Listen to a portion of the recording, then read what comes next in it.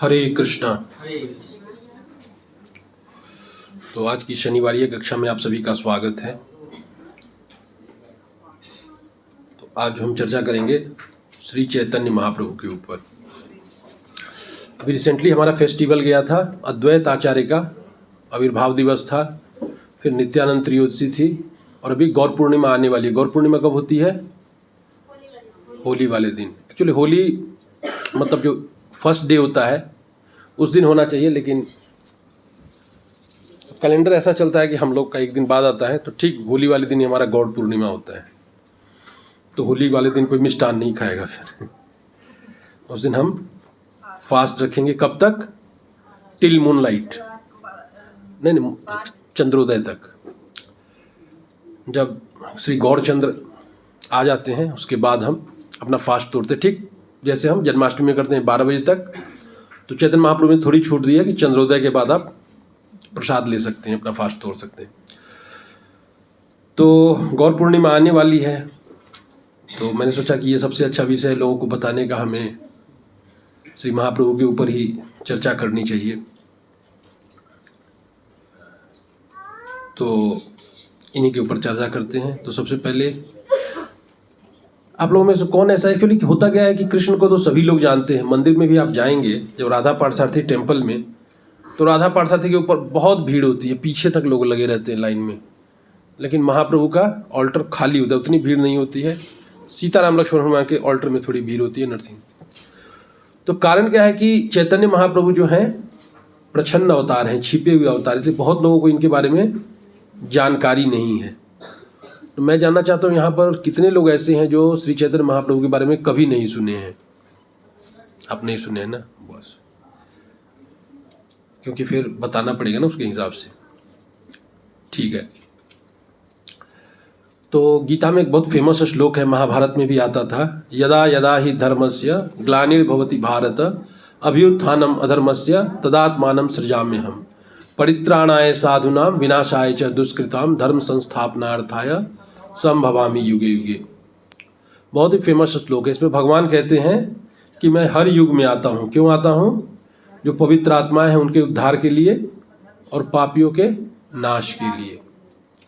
तो भगवान आते हैं, जैसे नरसिंहदेव आए, उन्होंने किसका नाश किया? हिरण्यकश्यपु का और प्रहलाद महाराज का उद्धार किया। उसी तरह मोहिनी अवतार में भगवान आते हैं, देवताओं का उद्धार करते हैं, दैत्यों का नाश करते हैं। तो हर अवतार में, लेकिन बाह्य दृष्टि से ये किसी का नाश करते हैं, किसी का उद्धार करते हैं। अगर अंतर्दृष्टि से देखा जाए, वैष्णवों की दृष्टि से देखा जाए, तो भगवान किसी का नाश नहीं करते हैं, सबका उद्धार करते हैं।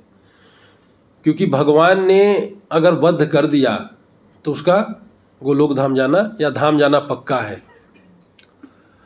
और बहुत ही भाग्यशाली लोग होते हैं जिनका वध भगवान के हाथ से होता है। ऐसा छोटी बात नहीं है कि भगवान के हाथ से किसी का वध हो जाए। तो जो चाहे हिरण्यकश्यपु हो, चाहे रावण हो या शिशुपाल हो, ये लोग बहुत ही मतलब भाग्यशाली लोग थे। आप भागवतों में कथा भी पढ़ेंगे कि जय विजय भगवान के पार्षद थे और ये आए थे भगवान के आनंद के लिए। ऐसा बात नहीं कि इन्होंने भगवान के इनके मन में भगवान के प्रति एनिमिटी थी। एक्चुअली भगवान इंजॉय करना चाहते थे। क्या इंजॉय करना चाहते थे? अपनी लड़ाई को। मतलब हम भी लड़ाई करें थोड़ा सा, क्या उसको वीर रस इंजॉय करना चाहते हैं। भगवान विभिन्न रसों में रसास्वादन करना चाहते थे। वो भी वीर रस कह लो या रौद्र रस कह लो, कि मैं लड़ाई करूँगा उनसे। तो भाई भगवान से लड़ाई करने में कौन सक्षम है? तो उन्हीं के जो पार्षद हैं उन्हीं में इतना बल हो सकता है। तो जय विजय आए थे, तो इसलिए भगवान ने उनके साथ लीलाएं की और फिर वे धाम चले गए। तो किसी का भी भगवान कहा जाता है नाश नहीं करते हैं, उनका उद्धार ही करते हैं। तो इसलिए जो प्रभुपाद जी ने कृष्णा बुक लिखा है उसमें कहीं भी वध या ऐसा नाश ऐसा कुछ नहीं लिखा है। सब में लिखा है तृणावर्त का उद्धार, पूतना का उद्धार, सबका उद्धार ही किया है भगवान ने। और अब हम सोच रहे हैं कि हमारा भी उद्धार कर देंगे। लेकिन हमारी दिक्कत क्या है कि हमारा उद्धार ऐसे हो नहीं सकता है, क्योंकि जिन लोगों के बारे में पढ़ते हैं दे वर वेरी पायस पीपुल। हम लोग उतने पायस पीपुल हैं नहीं। आहार निद्रा भय मैथुन में लगे रहते हैं डे टू डे लाइफ में। भगवान की कोई जानकारी नहीं है। देखा जाए तो जो मुस्लिम लोग कहते हैं ना काफिर, काफिर का मतलब जानते हैं आप लोग? जो भगवान में यकीन नहीं रखता है, मतलब उनके भगवान में, लेकिन अगर ऑन दी होल देखा जाए तो one who is non believer is काफिर। तो हम लोग काफिर हैं, क्योंकि देखा जाए तो लोग बहुत ज़्यादा प्रतीकात्मक धर्म तो फॉलो करते हैं, लेकिन किसी का विश्वास नहीं होता है भगवान में। अगर भगवान में विश्वास नहीं होता तो हम ऐसे नहीं होते, फिर हमें डर लगता है चीज़ों से। लेकिन हमें कोई डर नहीं लगता है, हम निफिक्र होकर पाप करते हैं, झूठ बोलते हैं, जो भी मतलब चीज़ें हो करते हैं अपने डे टू डे लाइफ में। क्यों? अपनी छोटी छोटी ज़रूरतों के लिए। तो इसका अर्थ है कि हम जानते हैं कि भगवान तो है ही नहीं, बस ऐसे ही चल रहा है संसार, हमें भी बस ये लाइफ जीना है, चले जाना है। लेकिन हमें काफिर नहीं बनना है, हमें एथीस्ट बनना है, भगवान में विश्वास करना। तो विश्वास कैसे पैदा होगा? तो एक तो जो हमारे जो शुरुआत से चली आ रही वैदिक परंपरा है उसके हिसाब से, जिनको हिंदू कहते हैं, सो कॉल्ड हिंदू, एक तो वो है। लेकिन वहाँ देखोगे कि धर्म सिर्फ प्रतीकात्मक है। अभी मैं कुंभ गया था, आप लोग में बहुत लोग कुंभ गए होंगे, बहुत सारे लोग कुंभ नहाने आए थे। तो क्या उनके अंदर, मतलब सभी की बात मैं नहीं कर रहा हूँ, ज़्यादातर की बात कर रहा हूँ, तो क्या उनमें भक्ति की वजह से कुंभ गए थे, या उनके अंदर ऐसा भाव था कि मेरे कुंभ में पाप नष्ट हो जाए? ऐसी बात नहीं था। दे वेंट टू इंजॉय कुंभ, जाएंगे, घूमेंगे, थोड़ा देखेंगे, भीड़ भाड़ है, भाई योगी जी ने क्या नया किया है। वो भी अच्छा है कि कुछ नहीं करने से तो कुछ करना अच्छा है, बट वो प्रतीकात्मक ही है, उसका बहुत ज़्यादा लाभ होने वाला नहीं है। लाभ किसको मिलेगा? जिनको यह अटूट विश्वास होगा कि ये सैद्धांतिक बात है, शास्त्रों में दिया हुआ है, कुंभ नहाने से हमारे पाप नष्ट हो जाते हैं। अगर अखंड विश्वास होगा तभी जाके कुंभ का भी फायदा होगा। इस पर एक बहुत अच्छी कथा आती है कि जब रामायण का युद्ध समाप्त हो गया तो विभीषण जी अयोध्या आ गए थे, अपना रामचंद्र के साथ कुछ दिन रहना चाहते थे, उनका एसोसिएशन कर रहे थे। तो अयोध्या से ही रहते थे, अपना राजकाज चलाते थे। तो विभीषण जी के पास तो शक्ति थी, पुष्पक विमान था, वो आते जाते थे। लेकिन एक बार उनका कोई मंत्री राक्षस रहा होगा, उसको जाना था, तो कैसे समुद्र पार करे? राम जी ने तो जो पुल बनाया था वो तोड़ दिया था लंका की सुरक्षा के लिए, आप लोग को पता ही है। तो उसने विभीषण से पूछा कैसे जाऊँगा? तो एक पर्ची लिख के दिया उसको, बोला कि ये पर्ची ले लो, उसको हाथ में ऐसे रखना और तुम ये समुद्र पार कर जाओगे, बट शर्त यह है कि इसको खोलना मत। अब असुर है, असुर का क्या मेंटलिटी होता है, जो कहा जाएगा उसके विपरीत करेंगे। तो बड़े अच्छे से पार कर रहा था, हम पानी पे चल रहा था, अपना आराम से जा रहा था, करते बड़ी अच्छी चीज़ दी विभीषण महाराज ने, क्या है भाई। लेकिन उत्सुकता उसकी मर नहीं रही थी। असुर लोगों को भी बहुत ज़्यादा उत्सुकता होती है। तो अगर हमारे वरिष्ठ वैष्णव या हमारे गुरु अगर कुछ कह रहे हैं तो उस पर पूर्ण विश्वास नहीं करना, उसमें आशंका नहीं करनी चाहिए। तो उसने वो नहीं किया, वो देखना चाहता हूँ क्या है, ये गोपनीय बात है, समझना चाहता हूँ। तो उसने खोल दिया, उसको खोल दिया तो उस पर लिखा हुआ था श्री राम। श्री राम इससे हो रहा है, उसी समय डूब गया समुद्र में। क्यों? क्योंकि अभी तक जो तैर रहा था वो विभीषण का विश्वास था कि श्री राम के नाम पर तैरा, इसने तो देखा ही नहीं था, तो इसका विश्वास अविश्वास की बात ही नहीं थी। तो विभीषण के विश्वास की वजह से वो तैर रहा था। लेकिन जब इसने देखा तो इसका तो विश्वास था नहीं, तो जो विश्वास था नहीं तो विश्वास नहीं, तो फिर डूब गया। राम नाम ने अपना काम करना बंद कर दिया। तो इसी तरह हमारा क्या होता है कि हम भी चैंटिंग करते हैं, विग्रह सेवा भी करते हैं, शास्त्रों का अध्ययन भी करते हैं, लेकिन स्थिति हमारी बहुत ज़्यादा परिवर्तन नहीं आता है। नो डाउट थोड़ा बहुत तो आता है, लेकिन वो फल हमें नहीं मिल रहा है जो हम चाहते हैं। क्यों? क्योंकि हमारा विश्वास नहीं है, फेथ नहीं है। तो फेथ कैसे बढ़ेगा? तो जो फेथ नहीं बढ़ रहा है वो हमारे अनर्थों के कारण है, हमारे पाप के कारण है, या जो कह लो इन सब कारणों से फेथ नहीं बढ़ा। तो इस फेथ को बढ़ाने के लिए अगर कृष्ण को प्राप्त करना है तो सबसे पहले हमारा फेथ बढ़ाना होगा। और फेथ बढ़ाने के लिए अगर किसी की कृपा चाहिए तो चैतन्य महाप्रभु की कृपा चाहिए। नमो महावदानाय कृष्ण प्रेम प्रदायते कृष्णाय कृष्ण चैतन्य नामने गौरत्विषे नमः। इन्होंने बड़े बड़े अश्रद्धालु नास्तिकों को भी भक्त बना दिया। कैसे? अपने एसोसिएशन से। जगाई मधाई को बना दिया, और कौन, प्रकाशानंद सरस्वती जो बहुत बड़े मायावादी थे उनको बना दिया, सार्वभौम भट्टाचार्य का उद्धार कर दिया। ये सब नास्तिक ही थे अपने अपने लेवल पर। केशव कश्मीरी, बहुत सारे नाम हैं। तो चैतन्य महाप्रभु भगवान के एक ऐसे अवतार हैं जो कृपा देने में एलिजिबिलिटी की चिंता नहीं करते हैं। जो होता है ना, कोई चीज़ अगर किसी परीक्षा में बढ़ना है, अगर IIT का फॉर्म भरना है तो 10+2 विथ शायद 70% मार्क्स या कुछ चाहिए, एलिजिबिलिटी होता है हर एग्ज़ाम को देने के लिए। लेकिन जो चैतन्य महाप्रभु का एग्ज़ाम है उसको देने के लिए कोई एलिजिबिलिटी की ज़रूरत नहीं है। एलिजिबिलिटी क्या होनी चाहिए? बस ये श्रद्धा रहना चाहिए कि चैतन्य महाप्रभु हमारी, वो नित्यानंद प्रभु का है ना, वो एक भजन है, श्रद्धा के बल पर किनमें लो हरि नाम, ऐसे करके याद नहीं आ रहा है, तो वही है। तो सिर्फ श्रद्धा चाहिए। तो चैतन्य महाप्रभु में अगर हम श्रद्धा पैदा करेंगे तो हमें कृष्ण प्रेम प्राप्त हो जाएगा। और लाइफ का अल्टीमेट गोल कृष्ण प्रेम ही है। ये जो डे टू डे लाइफ में हम लोग अपने टेम्प्रोरी गोल बनाते हैं, उसको प्राप्त करते हैं, फिर नए गोल बनाते हैं, ये कुछ नहीं रखा रह जाएगा, लास्ट में अचानक से लाइफ ख़त्म हो जाएगी और पता नहीं चलेगा। तो चैतन्य महाप्रभु के में फेथ बढ़ाने के लिए क्या करना पड़ता है? तो किसी में भी फेथ बढ़ाने के सब प्रभु जी कहते हैं सबसे पहले तो उसके बारे में जानना पड़ेगा, उसके गुणों को सुनना पड़ेगा, और तब ये खाली देख के पता नहीं चलता है। अगर मान लीजिए राष्ट्रपति द्रौपदी मुर्मू को कोई ऐसे ही देख ले, नहीं जान रहा है कि वो राष्ट्रपति, ऐसे ही चौक पे ऐसे देख ले कि खड़ी हैं, क्या मन में उसकी इज्जत आएगी? कुछ नहीं आएगा, ऐसे ही कोई लेडी है। लेकिन जब कोई जानेगा, उनके ऐश्वर्य को देखेगा, उनके आसपास गार्ड्स देखेगा, उनका जो सलामी है तो देखे, तब फेथ पैदा, नहीं राष्ट्रपति इनका कुछ है। तो उसी तरह चैतन्य महाप्रभु को भी ऐसे जस्ट हमने किताबों में जो पढ़ा कि एक बहुत बड़े संत थे, जो शायद CBSE की किताबों में दिया हुआ है चैतन्य महाप्रभु के बारे में, तो उतना जानने से कोई लाभ नहीं होगा, हमको पूरा जानना। और कैसे जानना होगा? खुद से एफर्ट करके नहीं जानना, भक्तों के मुख से जानना होगा। क्यों नहीं खुद के से जान सकते हैं? क्योंकि होता क्या है कि किसी के बारे में जानना होगा तो हमें उससे सुनना चाहिए जो उसके बारे में जानता हो। ठीक है। अब जैसे हम साइंस पढ़ते हैं तो क्या साइंस में हम खुद प्रैक्टिकल करके कितना देखते हैं? 1% भी नहीं देखते हैं। जो हमारे वैज्ञानिक होते हैं उनके सिद्धांतों को पढ़ते हैं, हम बिलीव करते हैं, क्योंकि उन्होंने प्रैक्टिकल किया, उन्होंने नज़दीक से दिया है। लॉ ऑफ ग्रेविटेशन न्यूटन ने दिया है, फिर न्यूटन में फेथ करते हैं, न्यूटन के मुख से या न्यूटन की किताबों से पढ़ते हैं तो हमें फेथ आता है कि हाँ लॉ ऑफ ग्रेविटेशन सही है। उसी तरह लॉ ऑफ मोशन या लॉ ऑफ थर्मोडाइनमिक्स, ऐसे बहुत सारे लॉ हमने अपने साइंस क्लासेस में पढ़े हैं। तो फेथ कैसे पैदा हो? जब उसके बारे में सुना। किससे सुना? उस वैज्ञानिक से। तो यहाँ भी हमें सुनना होगा किससे? भक्तों से, जो चैतन्य महाप्रभु में जिनका फेथ है, और उनके मुख से जब हम सुनेंगे तो चैतन्य महाप्रभु पे हमारा फेथ आएगा, और जब फेथ आएगा तो चैतन्य महाप्रभु की कृपा भी प्राप्त होगी। जैसे विभीषण ने राम नाम के सहारे उसको समुद्र पार करवा दिया था, और राम नाम के सहारे पत्थर भी तैरे थे। तो कैसे पढ़ें? तो सबसे पहले किससे सुने?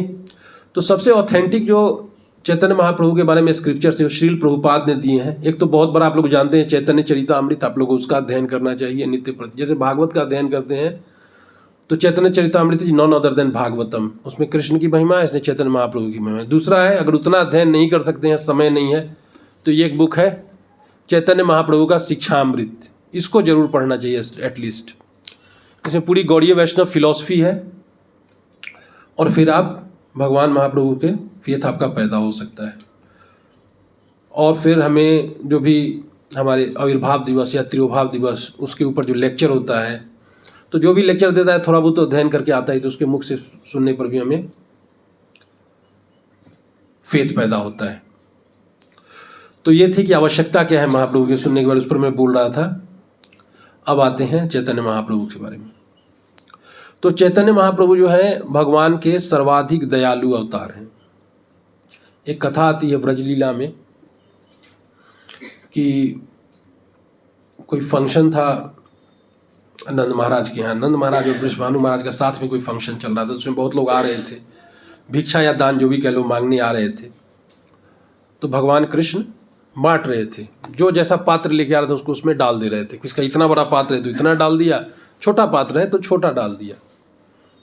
एक तरफ राधा रानी भी सेवा कर रही थी, लेकिन राधा रानी पात्र का विचार नहीं कर रही थी, पात्र नहीं भी है तब भी डाल दे रही थी, कैसे भी करके ये लो। तो Radha Rani is more वर्सीफुल then Krishna, और चैतन्य महाप्रभु जो है राधा रानी और कृष्ण के सम्मिलित अवतार हैं। मतलब राधा रानी का हृदय और भगवान कृष्ण का शरीर, तो इसलिए बहुत कृपालु अवतार हैं चैतन्य महाप्रभु। वो पात्र का विचार नहीं करते हैं। एक बार गौरंगा इतना बोले आपके कई जन्मों के पाप कट गए, बस वही है।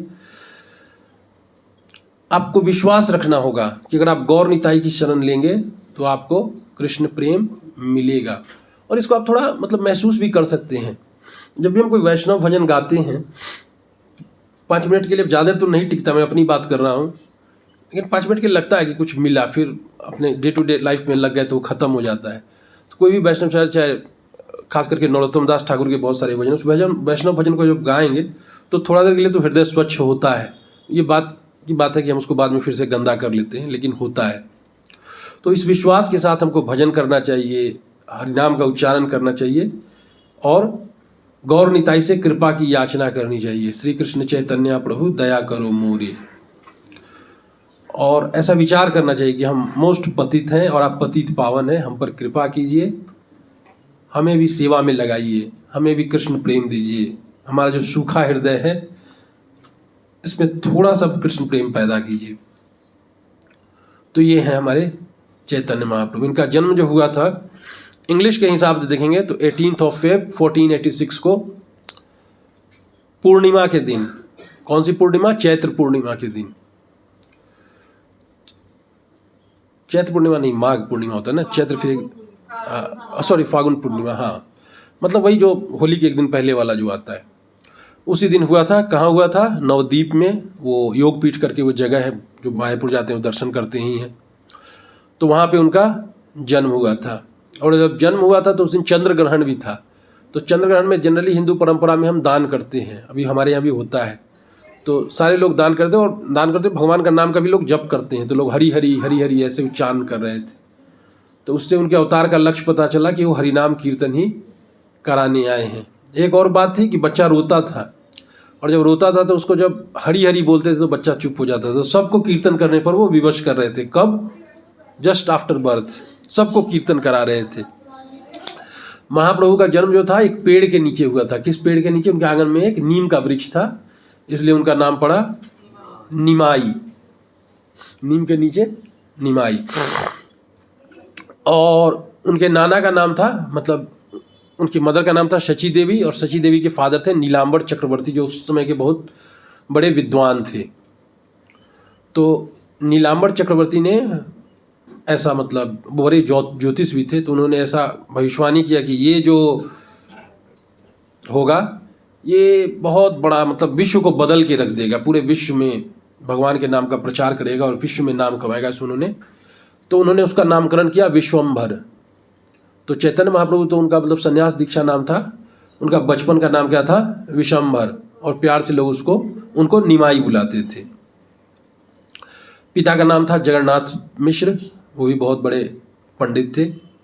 और चूंकि उन्होंने एक ब्राह्मण फैमिली में जन्म लिया था तो उनको सुविधा थी कि थोड़े पायस एक्टिविटी वगैरह, मतलब घर में ग्रंथ उपलब्ध थे, सारी सुविधाएं थी। तो जो शास्त्रों का अध्ययन वगैरह उनको बचपन से ही मिला था। नाना इतने बड़े विद्वान थे। बचपन की एक लीला आती है कि जब थोड़े बड़े हुए चैतन्य महाप्रभु, तो उनकी जो माता थी वो कृष्ण बलराम की पूजा किया करती थी। सबके घर में विग्रह होता है, किसी घर में गौर निताई, किसी में जगन्नाथ बलदेव सुभद्रा महारानी।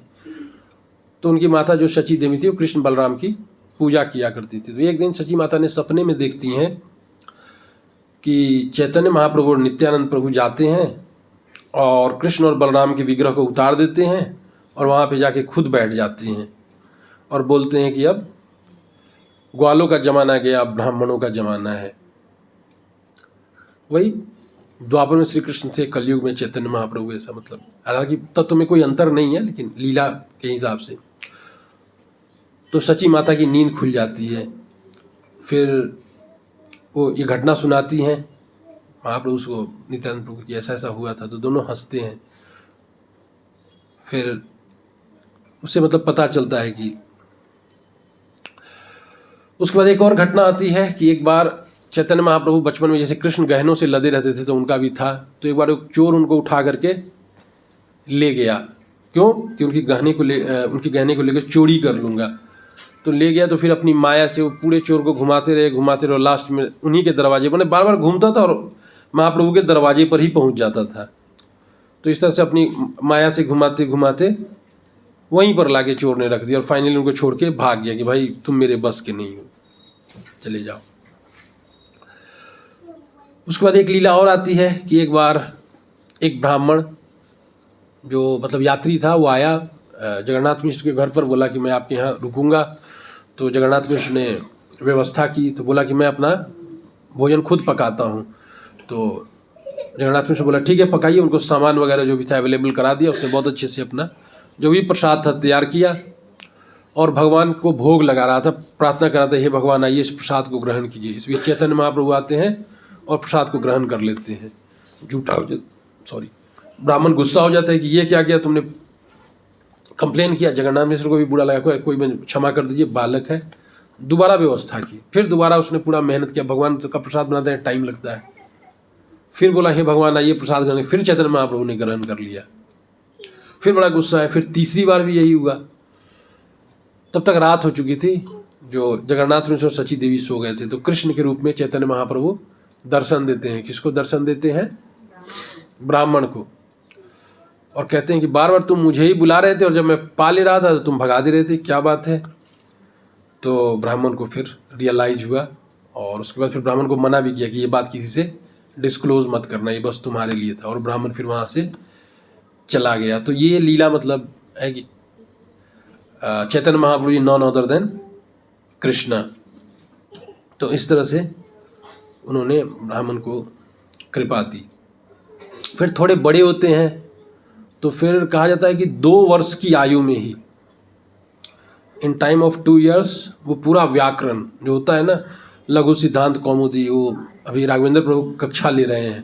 पता नहीं हम कितना सीखे, मैं तो नहीं सीख पाया, मैंने छोड़ दिया हार के तो वो लघु सिद्धांत कौमुदी ने, वो तो बहुत छोटा पढ़ा रहे हैं, बोलचाल जैसे इंग्लिश में कहते हैं this is a cat this is a bat, उस तरह का पढ़ा रहे हैं।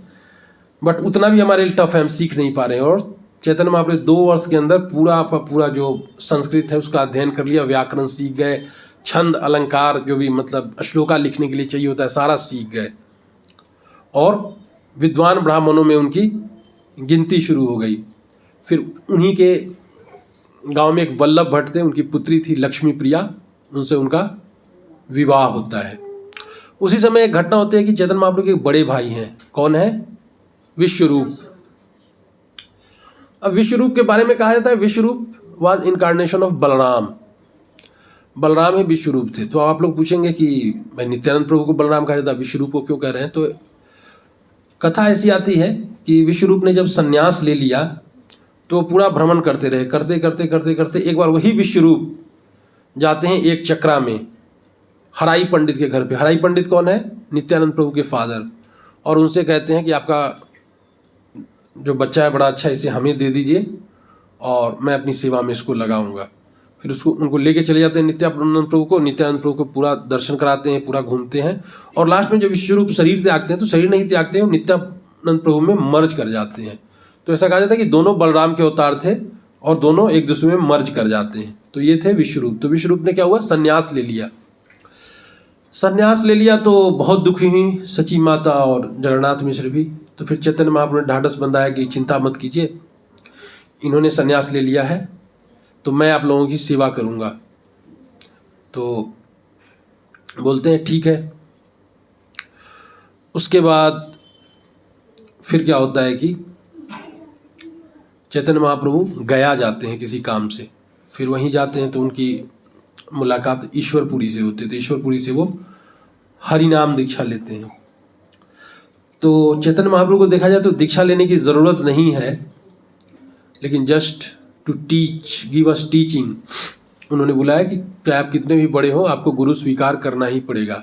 कोई खुद से अध्ययन करके वैष्णव नहीं बन सकता है और आध्यात्मिक जीवन में सफल नहीं हो सकता है। तो दीक्षा लेना सबके लिए मस्ट है।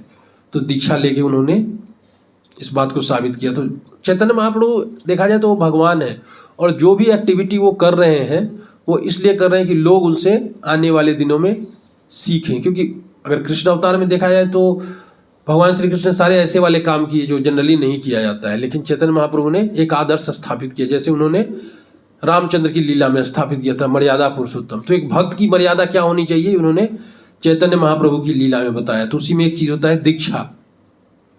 तो ईश्वरपुरी से उन्होंने दीक्षा ली। फिर वहाँ से वापस आते हैं तो सर्प दंश के कारण उनकी जो वाइफ होती हैं लक्ष्मी प्रिया माता जी, उनका निधन हो जाता है। तो परिवार बहुत दुखी होता है। फिर वही परिवार को सांत्वना देते हैं कि ठीक है, जीवन मरण सब प्रकृति का खेल ऐसे है, तो होता है। फिर कुछ दिन के बाद उनका विवाह विष्णु प्रिया माता जी से होता है। उसके बाद तब तक इनकी विद्वता की चर्चा चारों तरफ बढ़ गई है। न्याय शास्त्र और बहुत सारे शास्त्र में जो भी एक विद्वान ब्राह्मण सब कुछ पढ़ गए थे। आसपास के ब्राह्मण इनसे ईर्ष्या करने लगे और उस बीच इनको दीक्षा भी मिल गई थी, हरिनाम दीक्षा। तो हरिनाम संकीर्तन भी चालू हो गया था। इसी तरह नंदन आचार्य के घर पे इनकी नित्यानंद प्रभु से भेंट भी हो गई थी। तो सारे नित्यानंद प्रभु, चैतन्य महाप्रभु, श्रीवास आचार्य लोग सब मिलते थे। कहाँ पर? श्रीवास आंगन में। और वहाँ पर रात भर संकीर्तन चलता था और संकीर्तन चारों तरफ तेजी से फैल रहा था। कैसे हमारा इस्कॉन फैल रहा है तेजी से। अभी 10 साल में देखा गया बहुत ज़्यादा। अब तो राधा पार्थसारथी मंदिर में वीकडे में भी बहुत भीड़ होती है। तो उसी तरह तेजी से संकीर्तन का फैलेगा। तो जब भी फैलता है तो कुछ लोग ईर्ष्या करना शुरू कर देते हैं। तो ब्राह्मण लोग उनसे ईर्ष्या करने लगे। क्यों ईर्ष्या करने लगे? क्योंकि वो जो उनकी मतलब ट्रेडिशनल पूजा पाठ की पद्धति, उसमें लोग इंटरेस्ट नहीं ले रहे थे और महाप्रभु के संकीर्तन आंदोलन में सब कोई कीर्तन में लग गए थे। तो थोड़ा सा मतलब उनको दिक्कत होने लगी। तो उन्होंने क्या किया कि चांद काजी से जाके कंप्लेन किया। बोला कि ये समाज में उन्माद फैला रहा है, तो आप कुछ उसका उपाय कीजिए। तो चांद काजी ने बोला कि ठीक है मैं करता हूँ। तो उसने अपने सिपाहियों को भेजा और उसके सिपाही आए, भक्तों को थोड़ा मारा पीटा, मृदंग भी तोड़ दिया। फिर चैतन्य महाप्रभु आते हैं, ये बात उनको पता चलती है तो बहुत क्रोधित होते हैं और सारे नवद्वीप वासियों का आह्वान करते हैं कि चलो एक एक मशाल लेके आज रात में चलो। तो सारे नवद्वीप वासी हाथ में मशाल लेते हैं और कीर्तन करते हुए करीब हजारों की संख्या में जमा हो जाते हैं और कहाँ जाते हैं? चांद काजी के घर पे। तो ये आंदोलन शायद इंडिया का पहला आंदोलन वही था, पता नहीं।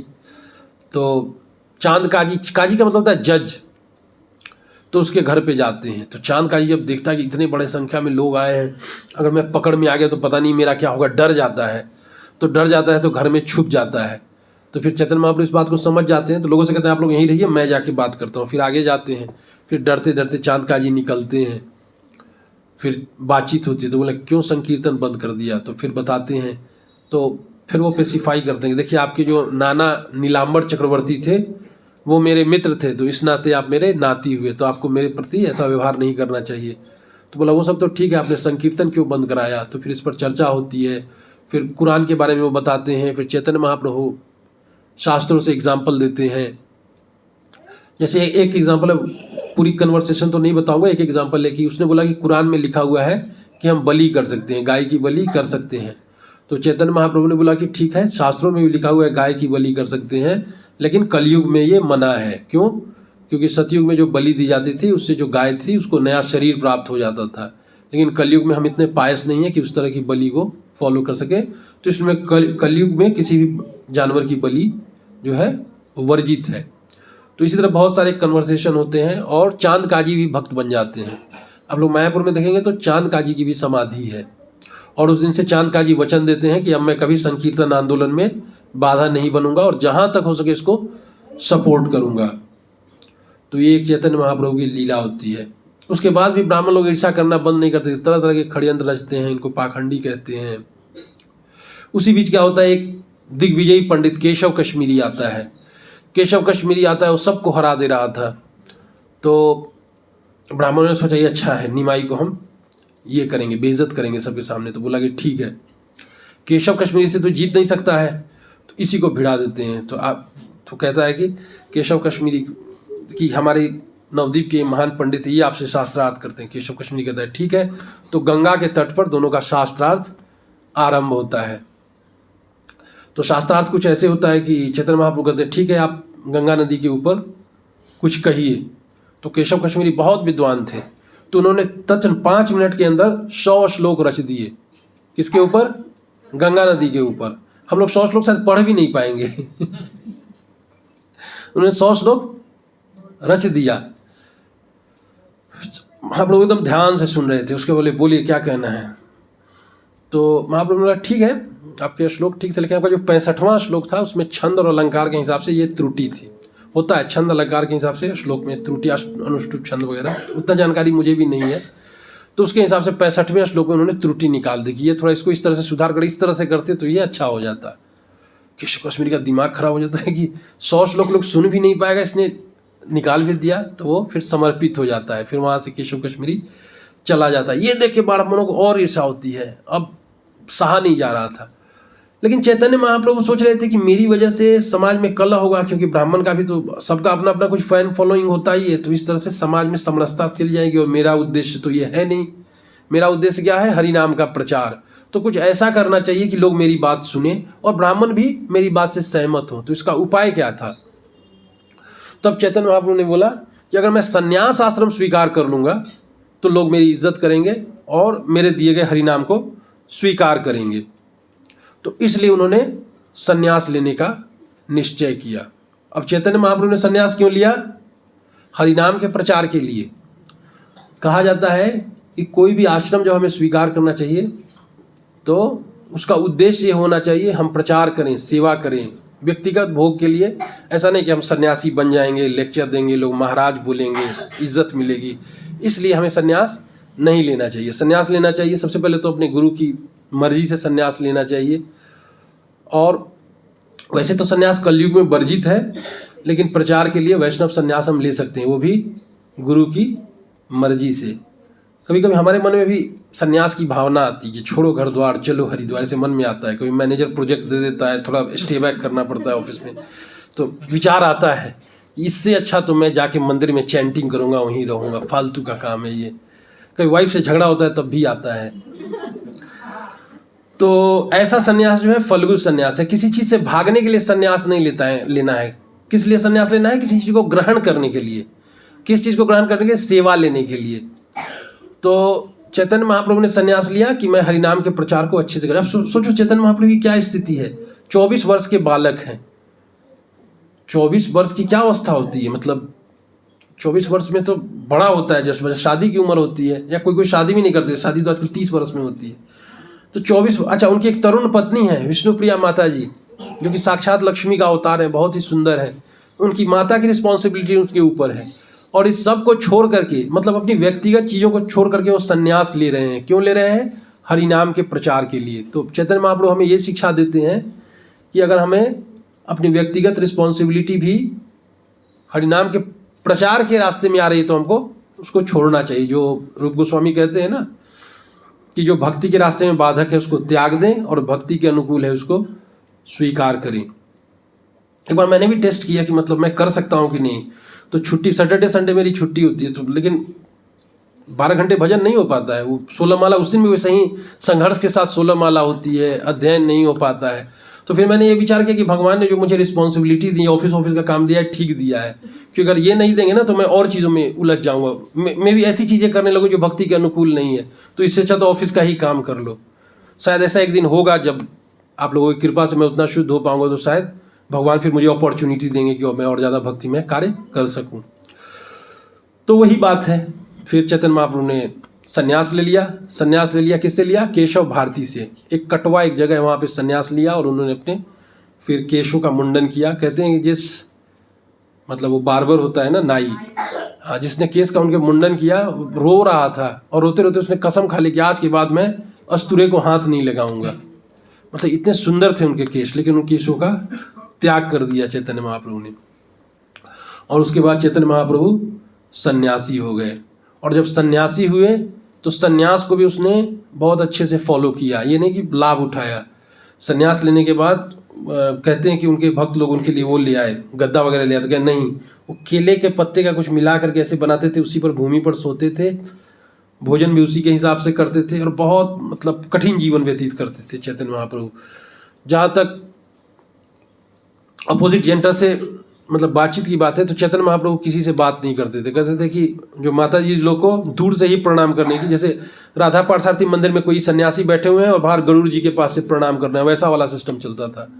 और किसी धनी व्यक्ति से या ऐसा कोई व्यक्ति जो माया के प्रति आकृष्ट हो उससे बात नहीं करते थे। एक बार राजा प्रताप रुद्र आए तो चैतन्य महाप्रभु के सेक्रेटरी थे सार्वभौम भट्टाचार्य, तो प्रार्थना की कि आप थोड़ा महाप्रभु से सबको कृपा बांट रहे हैं, मुझे भी थोड़ा कृपा दें। He was a pious king. तो उन्हें मांगा तो पूछे तो कहे नहीं, एक राजा से मेरा क्या काम, आहार निद्रा में मैथुन में लगा हुआ राजा है, उससे कोई बातचीत नहीं होगी। मना कर दिया, स्ट्रिक्टली मना कर दिया। तब सार्वभौम भट्टाचार्य ने बोला आप राजपाट सब मुकुट छोड़ के साधारण आदमी बन के आओ। तो एकदम साधारण वेशभूषा में आए और चैतन्य महाप्रभु के चरणों के पास बैठ गए। तो फिर जाके चैतन्य महाप्रभु ने राजा प्रताप रुद्र पर कृपा की। तो ये था उनका सन्यास का जीवन। तो सन्यास लेने के बाद था कि अब घर त्यागना है। तो चैतन्य महाप्रभु वृंदावन जाना चाहते थे, लेकिन उनकी माता ने बोला कि नहीं, वृंदावन मत जाओ, क्योंकि वृंदावन बहुत दूर है, फिर मैं तुमको देख नहीं पाऊंगी। ऐसा करो तुम जगन्नाथपुरी चले जाओ, क्योंकि मायापुर से जगन्नाथपुरी थोड़ा नज़दीक पड़ता है इन कंपैरिजन टू वृंदावन। तो वृंदावन जगन्नाथपुरी चले जाओ ताकि वहाँ से मुझे तुम्हारा समाचार मिला। तो माता की इस आज्ञा का चैतन्य महाप्रभु ने पालन किया और वो कहाँ चले गए? जगन्नाथपुरी। फिर जो हमारा चैतन्य चरितामृत है उसमें लीला आती है, कैसे वो जाते हैं जगन्नाथपुरी, फिर रास्ते में नित्यानंद प्रभु कैसे उनका संन्यास दंड तोड़ देते हैं। संन्यास दंड दे के जाते हैं नित्यानंद प्रभु कि रखो मैं स्नान करके आता हूँ। आते हैं तो संन्यास दंड टूटा हुआ होता है। टूटा हुआ होता है तो पूछते हैं ये कैसे टूट गया था? मैं इस पर गिर गया था, टूट गया ये। तो अब इसमें देखा जाए तो नित्यानंद प्रभु ये कहना चाह रहे हैं कि चैतन्य महाप्रभु जैसे व्यक्ति को कोई संन्यास दंड की आवश्यकता नहीं, वो साधारण लोगों के लिए। फिर अपनी यात्रा करते करते वो बीच में बहुत सारी कहानियाँ सुनाते हैं, माधवेंद्रपुरी की कथा सुनाते हैं, साक्षी गोपाल की कथा सुनाते हैं चैतन्य महाप्रभु। वो सारा मतलब यहाँ बताने का टाइम नहीं है, बहुत लंबी कथा हो जाएगी। तो पहुँचते हैं जगन्नाथपुरी। तो जगन्नाथपुरी जैसे ही पहुँचते हैं तो जगन्नाथ जी को देख के उनको अष्ट सात्विक विकार पैदा हो जाते हैं, एकदम शरीर नीला पड़ जाता है, वो बेहोश हो जाते हैं। तो वहीं पर होते हैं सार्वभौम भट्टाचार्य। तो सार्वभौम भट्टाचार्य उस समय एक मायावादी सन्यासी या कह लो थे, बहुत विद्वान थे। तो वो देखते हैं तो उनके जो शारीरिक लक्षण है वो समझ जाते हैं कि ये कोई साधारण व्यक्ति नहीं है।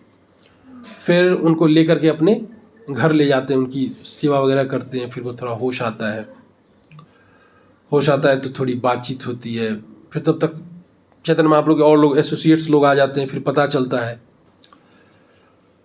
तो फिर सार्वभौम भट्टाचार्य बोलते हैं कि आप तो मतलब सन्यासी हैं, तो फिर ये हरिनाम वगैरह मतलब लेते हैं, आपको वेद का पढ़ना चाहिए।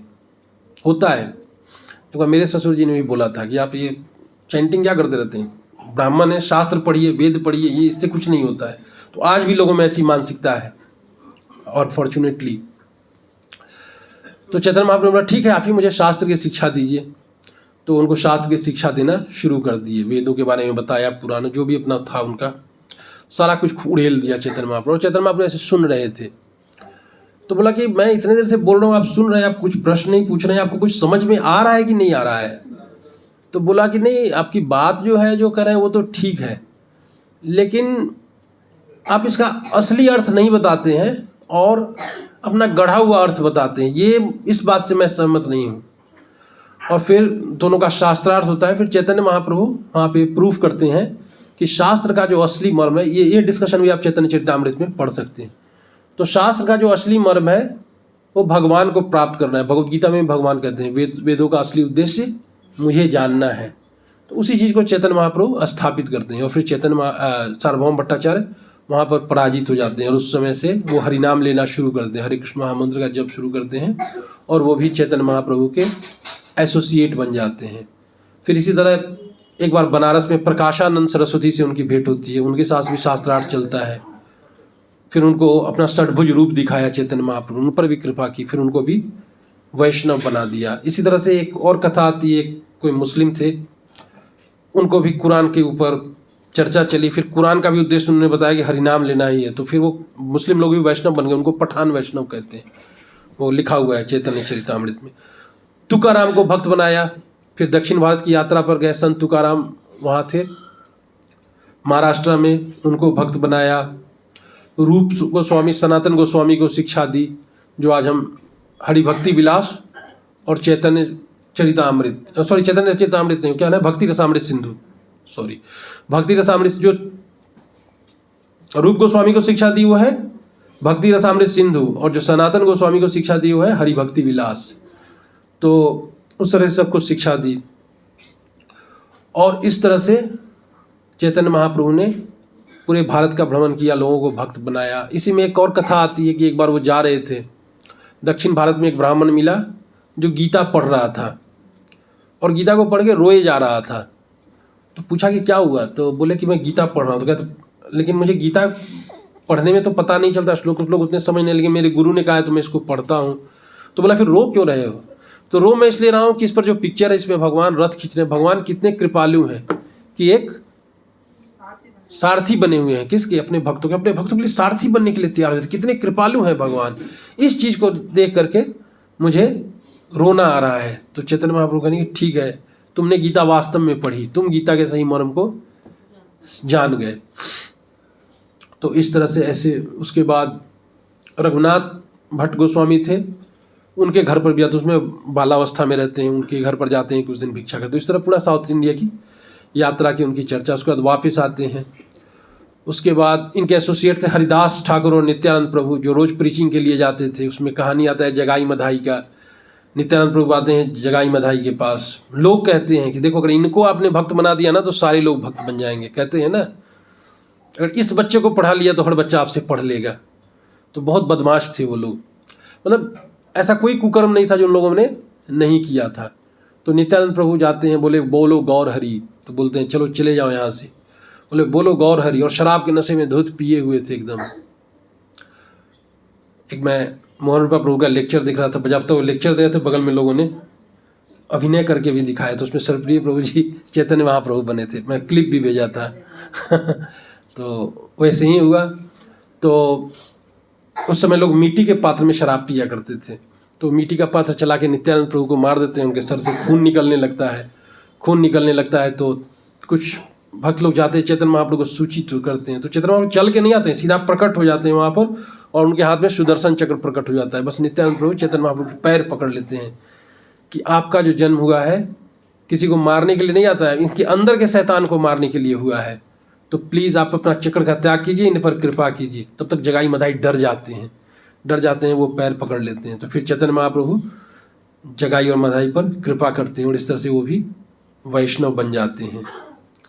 तो जगाई और मधाई पर कृपा की, उसके बाद ऐसे और लोगों पर कृपा की। लास्ट जो अंत लीला है चैतन्य महाप्रभु की, उसमें फिर महाप्रभु बताते हैं कि जब भक्ति मतलब अपने आखिरी लेवल बहुत ज़्यादा सैचुरेटेड हो जाती है तो कैसा होता है। तो उसमें बताते हैं कि चैतन्य महाप्रभु रात रात भर नहीं सोते थे, और कृष्ण कृष्ण राधे राधे करके भागते थे किसी चीज़ के पीछे। कहीं भी उनको कृष्ण का आभास हो जाता दौड़ पड़ते थे। एक बार उन्होंने जो जगन्नाथपुरी में समुद्र है उसको जमुना मान लिया और दौड़ गए, और जाके समुद्र में पड़े हुए मिले।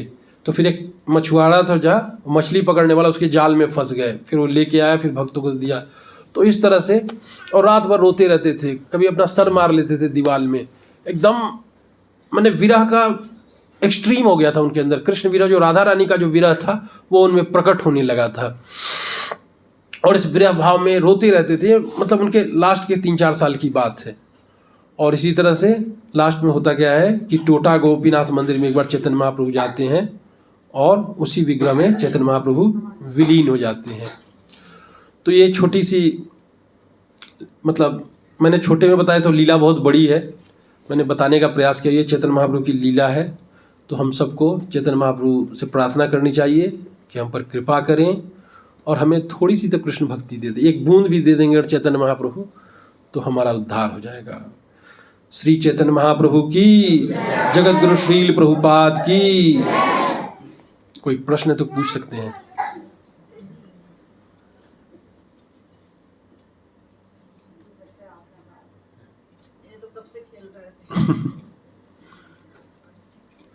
ठीक है, हरे कृष्णा।